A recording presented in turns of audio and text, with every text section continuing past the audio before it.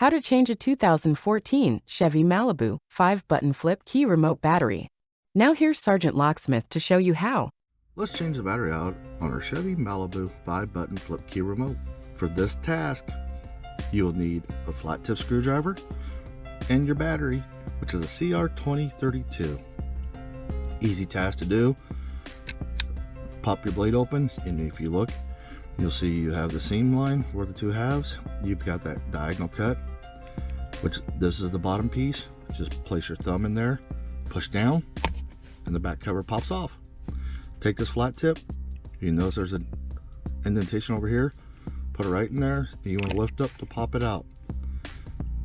These right here provide the spring tension. Here's your CR2032 battery. Go ahead and slide it back in. And you notice it goes under that little lip right there. And when you get in, push it down, and it should lock in with the other tabs. Go ahead and put the back cover on. There you go, you've changed it out.